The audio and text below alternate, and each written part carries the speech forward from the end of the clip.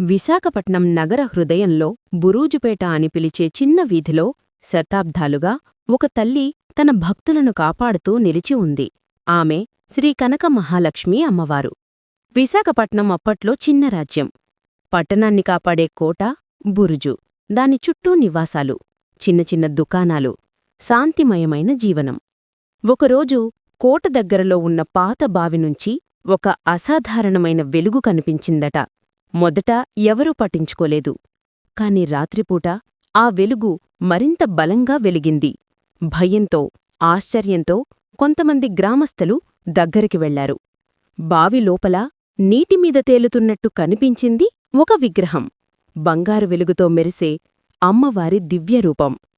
ఈ వార్త ఒక్కసారిగా కోటంతా వ్యాపించింది. ఎవరూ తయారుచేయని, ఎవరూ ప్రతిష్ఠించని స్వయంగా వెలిసివచ్చిన విగ్రహం. ప్రజలు వెంటనే దీన్ని స్వయంభూరూపం అని భావించారు. 1912 సంవత్సరంలో ఆ విగ్రహాన్ని ప్రజలు ఎంతో గౌరవంతో బావినుండి తీసి రోడ్డు పక్కన ఉన్న చిన్న స్థలంలో ప్రతిష్ఠించారు. ఆ సమయంలో ఆలయం లేదు, గోపురం లేదు. కేవలం ఒక చిన్న వేదిక.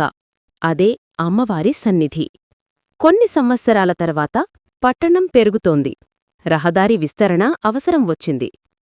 అధికారులు విగ్రహాన్ని ముందున్న చోటు నుండి తరలించారు.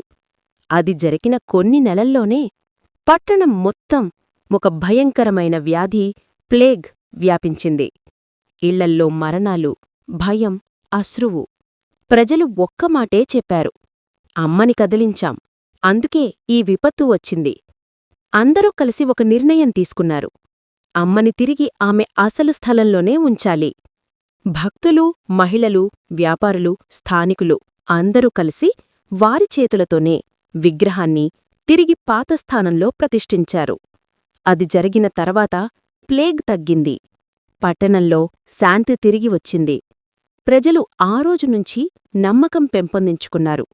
మరో ప్రత్యేకత: అమ్మవారి ఆలయానికి పైకప్పు లేదు.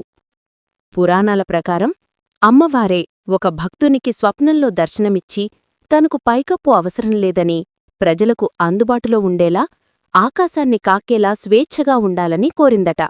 అందుకే ఈరోజు కూడా అమ్మవారి సన్నిధి నేరుగా ఆకాశం కిందే ఉంటుంది. వైజాగ్ ప్రజల హృదయాల్లో 100 ఏళ్లుగా నిలిచిపోయిన అమ్మ. 10 ఏళ్లు, తరాలు, జాతులు మారినా ఆమె పరిరక్షణ మాత్రం ఒకేలా ఉంది. ఈరోజు కూడా బురూజుపేట వీధిలోకి అడుగుపెడితే అమ్మవారి ఆ దివ్యమైన శాంతి మనస్సును నింపేస్తుంది. ముఖ్యంగా మార్గశిర మాసంలో గురువారం రోజుల్లో ఇక్కడ భక్తుల రద్దీ చూస్తే అమ్మపై ఉన్న విశ్వాసం ఎంత లోతుగా ఉందో తెలుస్తుంది. అమ్మవారి ముందు వెలిగే దీపం, పువ్వుల పరిమళం, మంత్రచలనమే కాక ఆ ప్రదేశం మొత్తం ఒక దివ్యశక్తితో నిండిపోయినట్టు అనిపిస్తుంది. రోడ్డుమీదే ఉన్న ఈ దేవాలయం ప్రజల జీవితాల్లో శుభాన్ని తెచ్చే ఆశాకిరణంలా ఎవ్వరికైనా అందుబాటులో ఉండే విధంగా నిలిచి ఉంది. కనకమహాలక్ష్మి అమ్మవారి ఆలయంలో ఉదయం తొలిపూట వినిపించే గంటధ్వని అక్కడి గాలినే పవిత్రంగా మార్చేస్తుంది.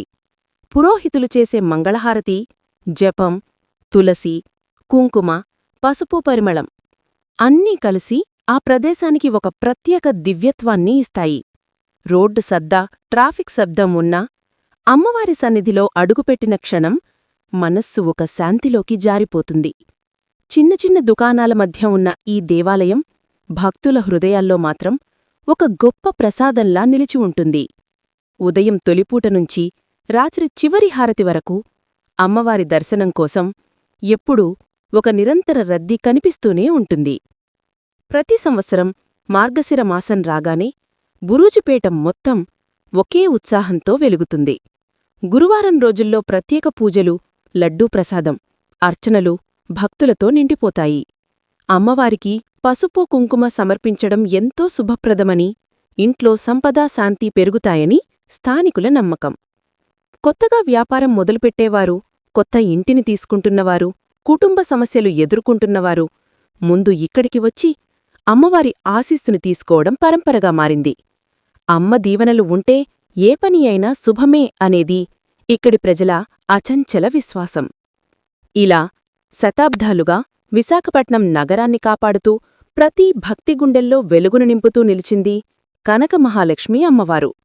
ఇలాంటి పవిత్రమైన ఆలయ చరిత్రలు తెలుసుకోవాలంటే మా ఛానల్ను లైక్, షేర్, సబ్స్క్రైబ్ చెయ్యండి.